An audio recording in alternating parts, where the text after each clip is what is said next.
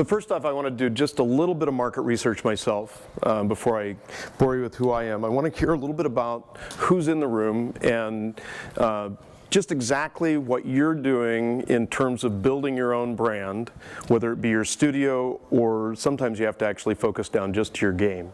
So how many people in here are actually developers of games? Okay, and how many people are passionate about the fact that that brand that you're building right now is going to be a household name? Okay, so we've got a couple of people who are committed to, so let's maybe lower the bar a little bit, that it's going to be at least known in the industry and an award-winning brand. Okay, so we've got some conviction. How many people here are just trying to look at the game industry and figure out, is this something that I can make a living at and be effective at? And I get this a lot when I work with independents where they're actually not sure they are an entrepreneur yet. How many people in the room are still trying to decide if they want into this industry? Okay, so the rest of you are probably in some level of support inside of either existing developers or within the game context. What I work with when I work with studios is to understand where we're at in a market in terms of the moment that we have to take advantage of a change in consumer behavior that is systemic in the history of mankind.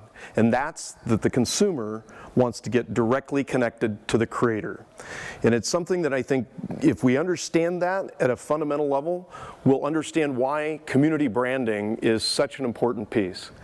So this is just a little bit about the fact that this is a business strategy, not a marketing strategy, and not specifically like a support function that you're doing.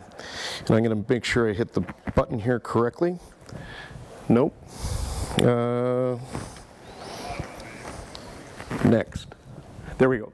So this is just a definition of terms. I always do this because in good communication, making sure that we're all talking about the same thing is important.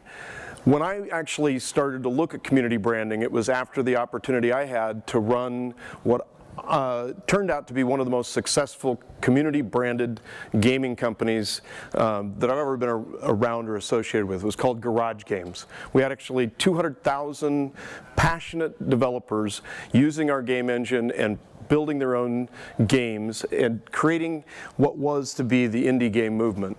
We actually coined the term Indie Games Con. I could have trademarked it and protected it back in the day when I went to the USPTO. Indie games had not been used yet. So we were a moment of truth in the 2000s when everybody was calling this shareware. So the definition of community, it's basically perceiving itself as a distinct in some respect from the larger society, some group of people that actually have the same set of beliefs, same set of, I think the word tribal is used a lot now. I think that's actually a somewhat better word. One of the words that I use a lot these days is your crowd. Who are you bringing in terms of who your fans are? And that makes up the people who are actually self-identifying as part of your brand and part of your organization. And that's something that right now, if you build your company correctly, you can actually engage this group of people to be part of the brand. And I think this again is a definition of terms. When you're looking at brand, there's lots of ways you can define it. This is a definition that's used when you're talking about all the characteristics that a brand has. But it has to do with the customer interactions, the employee communications, the corporate philosophy, and everything you do in your advertising and marketing efforts. And I think when your brand extends to your employees, customers, and the media, it's the word of mouth. It's what people are saying about you, that what they're thinking about you, and specifically how they feel about you, that actually is important when you're talking about your games. So perception is reality. This is something that a lot of times when we build companies, we don't necessarily pay attention to the fact that consumers are actually defining what our brand is by the way that they talk about us and the way they think about us in the marketplace. And that's why perception is reality, and it's how they perceive you and how they feel about and relate to you as a company. And I think that's something that when you start to look at community branding and recognize that it's not just the influencers and how you're messaging a marketplace, but it's how you're actually engaging people and how they're actually emotionally connected to you as a lifestyle, part of their lifestyle. You start to look at the power of having that direct consumer relationship that in most cases in the past has been somewhat disintermediated by publishers.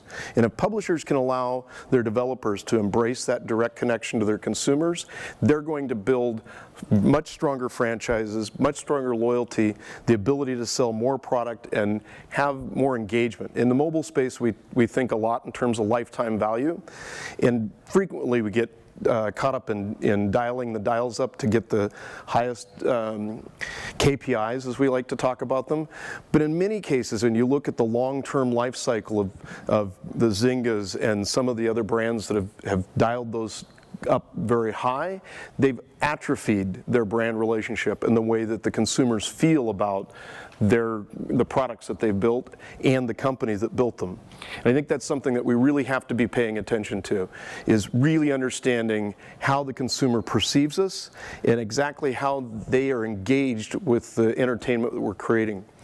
So it's the essence or the soul of your game. And I work a lot with studios who are still early in the process of learning how to make fun. And I've worked with veteran fun makers for 25 years in the game space.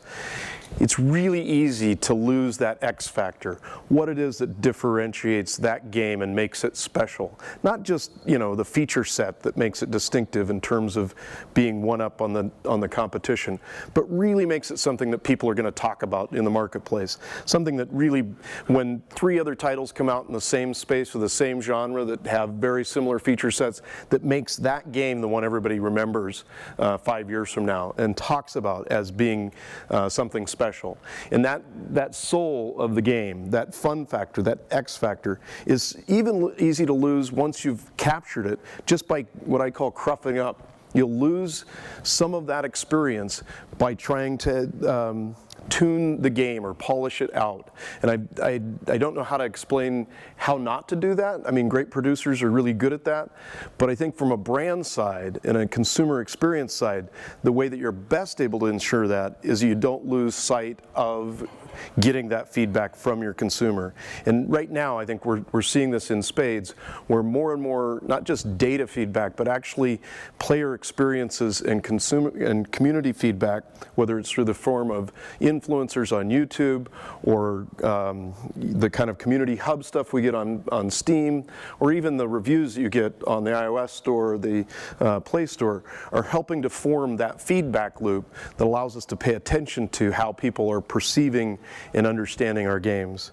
I think that's something where if you pay attention to it correctly, you respond and engage to those people, that's where you can actually start to extend your play experience into your brand experience. So brand community exists to serve the people in it. Now this is something that frequently as business owners we think about them as our community. I think one of the biggest oxymorons that exists in our language about how we're running our businesses right now is actually the word community manager. Communities actually, I think, are impossible to manage. They can be orchestrated, they can be facilitated, they can be empowered, but communities are rarely going to be managed. It's something that until you give up control, you won't actually be able to have one flourish and be able to come to its full potential. Because companies that try and deal with community, especially as a cost center or something that they're trying to do underneath their support budget, really don't get it. They don't understand that that actually is their business. The idea that the consumer and the relationship that they have extends beyond just the product that they're shipping right now, but to all the products that they're going to ship. One of the companies I always point to is Disney. Apple's another great one that's used in terms of community branding, specifically in the case studies. If you go read the body of literature behind this Actually, it's a 2-week course I do, and then I do a 40-minute one, and this is the 15-minute version, so I'm trying to cut it down to useful information. But is that Harley Davidson, they actually got the fact that they were producing product for an incredibly passionate group of people that loved their brand, but they didn't know who they were. And about 8-9 years ago, they reinvented their entire company by getting almost all of the senior executives out into the actual community and engaging with their biggest passionate champions. They retooled the entire company, changed how they build product, and it's all now driven by their fans. They have a competition internally to see who gets to go to Sturgeon, just because it's become such a passion for all the people inside the company to be engaged with the consumer, not just being messaging or supporting or doing product support. So the people in the community are the reason that a brand community exists. It's not to support the company, it's to support the community. And I'm going to go really quick here, and I apologize, there's a lot more depth here. There are 18 roles within community that I think are really important. If you can drill down on any one of these, you can get a lot of learning in terms of who the different participants are. Any one person in your community could perform more than one of these roles. But when we start talking about who the influencers are, who are those broadcasters or YouTubers, or even, who are the people that are actually engaging in the events when you're at PAX, bringing in their friends or engaging with you as a passionate champion or a brand ambassador for your company. These are some of the roles that I think it's important for developers to start thinking about. And they're not in any particular order. I just highlighted the ones that I felt like were ones that we needed to pay attention to. The partner, the one that encourages, shares, and motivates. We heard a little bit about that. I think when you think about a great publisher, they're actually a partner who actually encourages the community to be built up around a game and doesn't try and disintermediate that in order to control the email account or some level of ability to reach that consumer. And a lot of times in the past, that's what publishers have done. They tried to own the customer. And I think you can lease one, but you can't certainly own me very well. And I think as a consumer, I'm getting more and more religious about all the retargeting and the rest of it on my own personal data to feel like that I'm being messaged to or marketed at. I think that's important when we think about how we talk to our community. Storytellers, they spread the community story throughout the group. These are people that may be blogging about you, they may be just because they're out there giving you tons of feedback because they care about the game almost as much as the developers do, or maybe in some cases more because they're that passionate about that play experience. It's important to think about how you encourage that person to continue to tell stories, even if it's not exactly the story you like them telling, because it isn't perfectly on message for you. Celebrity is what, down at the bottom, I skipped mentor, but I think we can all capture that. It serves an icon of what community represents. This is a case of, how many people went to TwitchCon last year? Anybody? Okay. What was your experience, by the way? Were you surprised at why people came to TwitchCon? No, I was most amazed by how many people were lining up to see. Right. The 700 people waiting in line to buy merchandise. Yes, the 4.5-hour wait for the hoodie was an interesting anomaly, with only 3 point-of-purchase sales and the fact they couldn't do drayage fast enough for 20,000 hoodies to get sold. But everybody has a first year. But yeah, the lines of people queuing up for the personalities when I couldn't even recognize most of them. And that shows you how things change from the actual product being the thing that everybody came to a trade event to see, to the personalities that are part of the community, and getting those storytellers and then specifically the celebrities that are serving as icons. Most of those guys were streaming either on League of Legends or there were a number of others, but for the most part we were seeing what was blowing up in the e-space. I think audience and spectator aspect for every game is going to become an important piece of moving into popular culture. It sounds like heretical information, but if you look at the history of mankind, there haven't been any culturally compelling play experiences where they don't have more spectators than they have players in the game itself.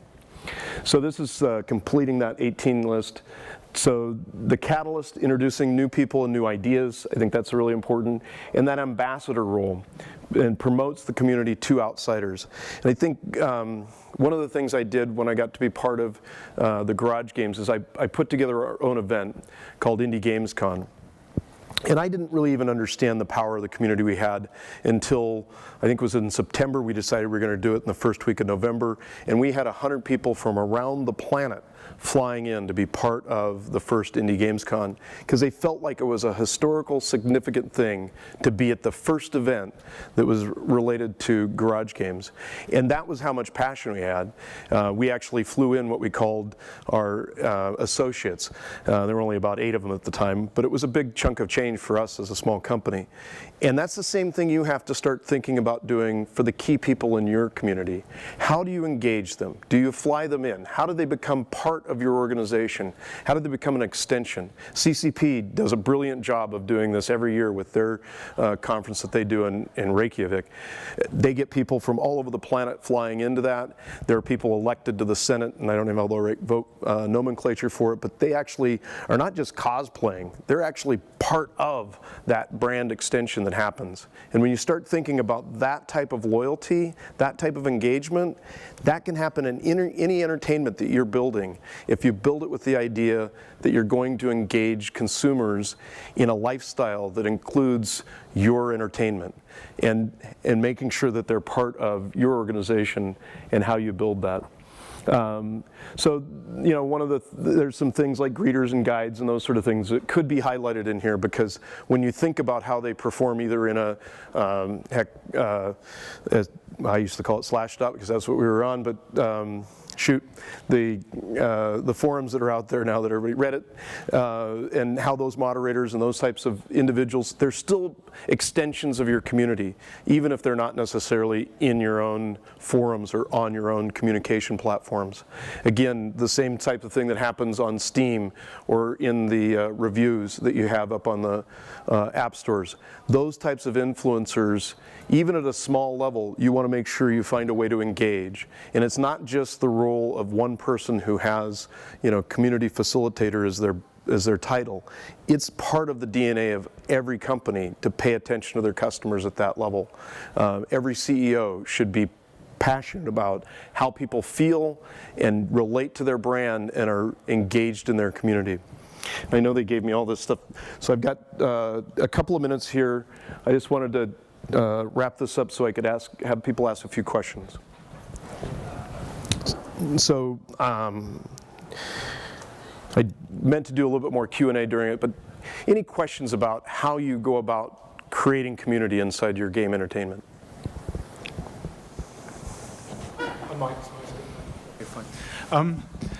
You kind of listed a lot of different people that should be in your community and involved a lot of different kinds. Those are just from the study of all communities across all mankind, the roles that exist. So that's great. I mean, as a smaller kind of developer and indie, then you're not able to dedicate the time to try and concentrate on fostering all of those people just to begin with, anyway. So what are the kind of the one or the couple of core community sort of characters or people you should focus on? What's your first thing you should do if you've not really done much so far?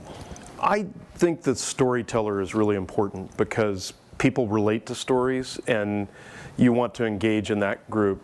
Sometimes, you know, when we think about those influencers that are out there, you know, either broadcasting or telling some of those stories in the greater gaming world, we think about how much influence they have and what their reach and what their social media mix is. But I think, you know, when you think about building your crowd, building your community, you want to think about those people who are engagers. I mean, I describe myself on the planet, and my role is a connector. And I think that role of identifying people who are willing to go out and recruit and be ambassadors, all those things that I kind of highlighted, those same characteristics can be in the same person, as I mentioned. But look for those individuals who are most likely to be hubs as part of, so if you read diffusion marketing and like the Anatomy of Buzz and Tipping Point and Blink, all of those books have the same characteristics of identifying what makes word of mouth or social network marketing work. You'll start to understand that those connectors, those people that are the diffusion points that really get the word out, are really, really mission critical as you're building out your community. And enabling them feeling like they belong, feeling like they're part of the organization and they're connected, not just that they're being, herded like cats. They're actually participating in the success. And there's lots of ways you can try and engage them, and I think that in the future we'll even reward them fiscally for their reach that they have in the marketplace, not just as like not just as broadcasters, but as actual people that have social reach in a market. We'll find a way to, because we're spending money on marketing already, why not do it through social media and putting money into the pockets of the consumers that are actually making us successful. Yeah. One last question. More question. Got 13 seconds. Really quick. Great. So you mentioned community management's a bit of an oxymoron in that you can't really manage the community. At best, you can sort of try to help them, I guess. So let's say your community is, for whatever reason, there's maybe some internal fighting between that community, or maybe they're displeased with the change you've made in your game or something. Right. What's the best way, once you're kind of in a situation like that, to actually make it better? I think, there's a couple examples. Gabe Newell's a guy I look to who figures that stuff out. When the thing blew up, he just basically said, sorry, we broke the internet, we're backing off. They rolled it back. They were willing to own the fact that they weren't ready for launch yet. That's not always the solution. Sometimes you have to say, hey, we're making tough decisions. We appreciate everybody's feedback. We're listening, but this is the direction we're going with the game, and we know if we have to lose some people, it's going to be worth it in the long run, because this is and you give them the rationale, you tell them the why. If people understand the why, they'll respect the decision better. Even if they don't agree with it, they'll at least feel like you respected them enough to communicate. And that's a tough one. Sometimes when there's faction between like your PvE and your PvP players, I don't know, you just have to let them fight it out, I mean, there's never always an easy answer. But the community manager is living inside that group enough, and I still use that as a title because there isn't a better one in the world right now, but I still think cat herder is probably more accurate. Great, thank you. Thank you very much. A big round of applause for Jay, please. That was great. Good walking about as well. I was like a good walker. You're engaging into the audience. That's good.